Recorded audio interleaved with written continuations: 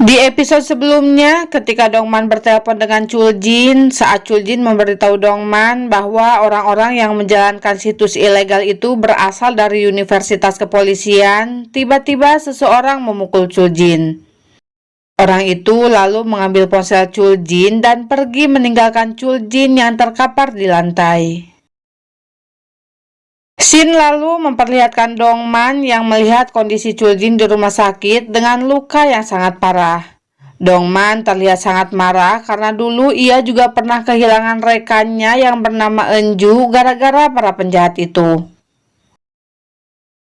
Setelah mengecek TKP, kemudian Dongman pergi menemui Sunho untuk meminta bantuannya menangkap para penjahat tersebut.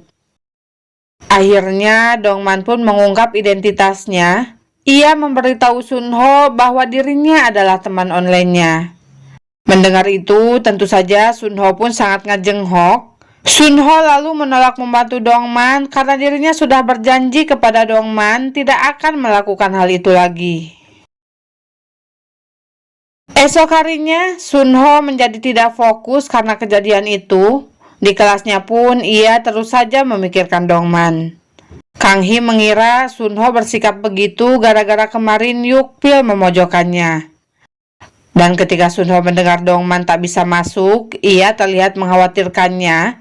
Di sisi lain, Dongman kini berada di rumah sakit melihat kondisi Chul Jin yang masih tak sadarkan diri.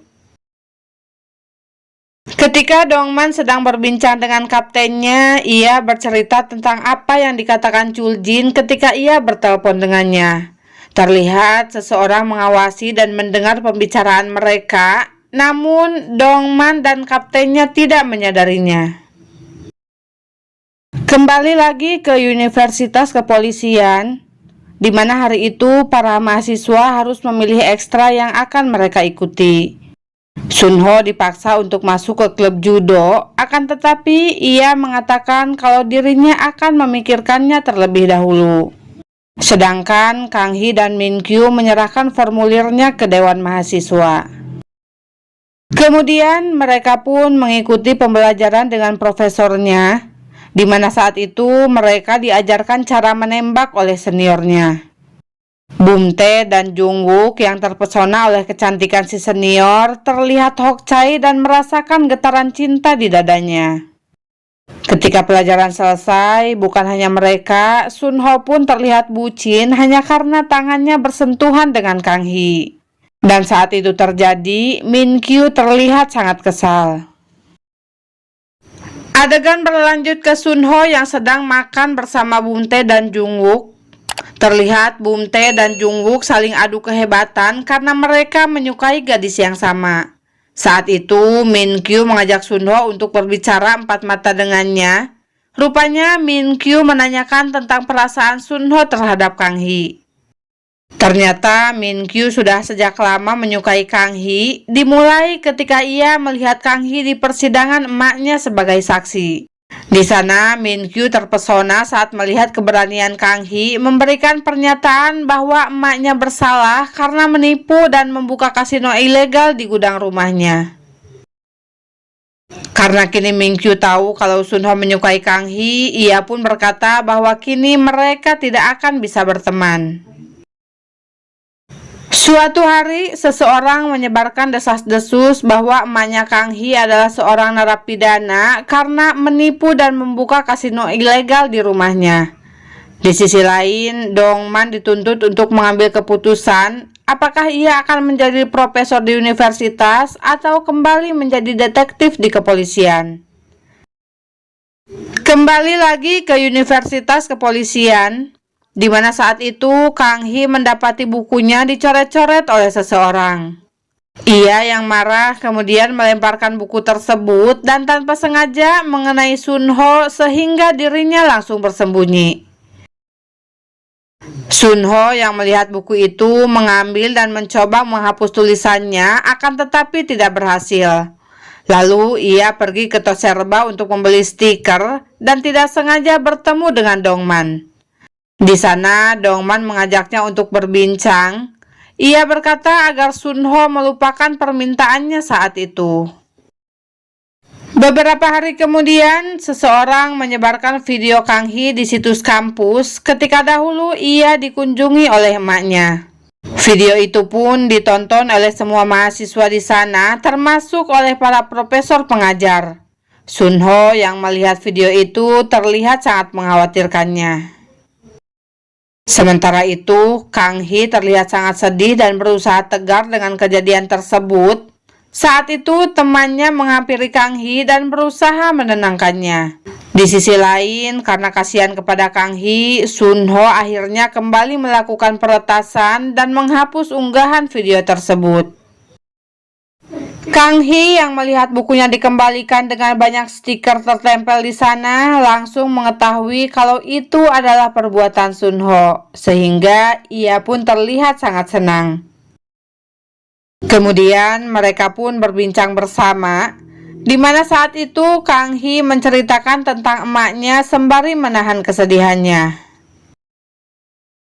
Scene lalu memperlihatkan Dongman yang bertelepon dengan seseorang untuk melihat rekaman kamera mobilnya yang saat itu berada di dekat TKP.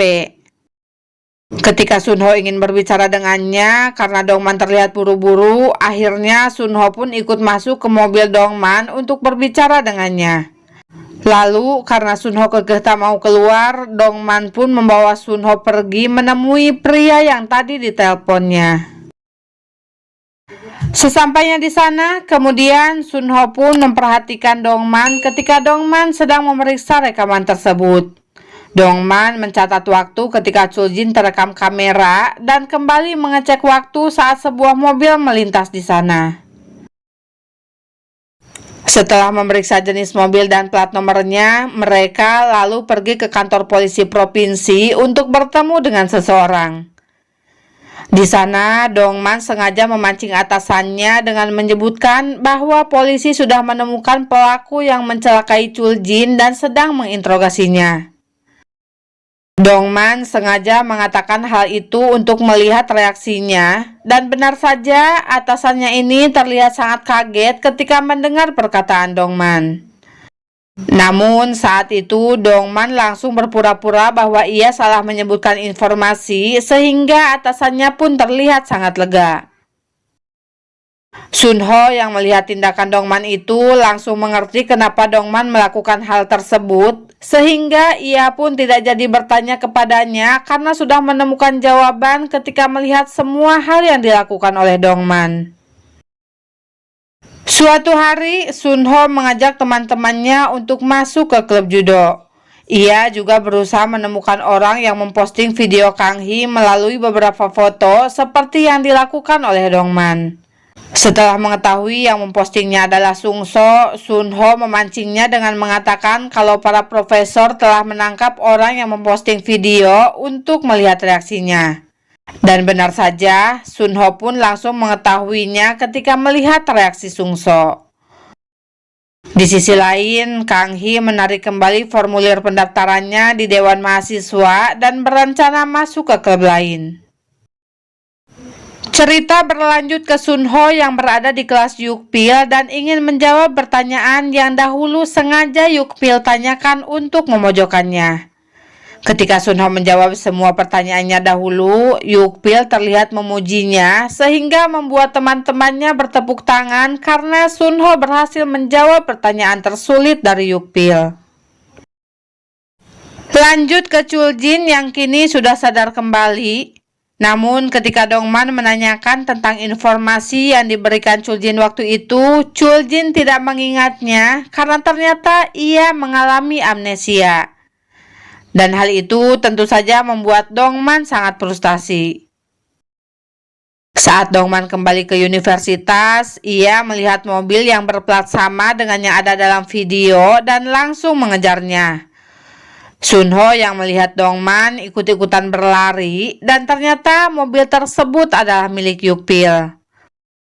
Rupanya Sunho mengejar Dongpil karena ia memutuskan untuk membantunya. Oke Cingu, jika kalian penasaran dengan episode selanjutnya, jangan lupa like, comment, and subscribe channel Mimin ya, biar kalian tidak ketinggalan menyaksikannya. Kamsahamnida, bye-bye.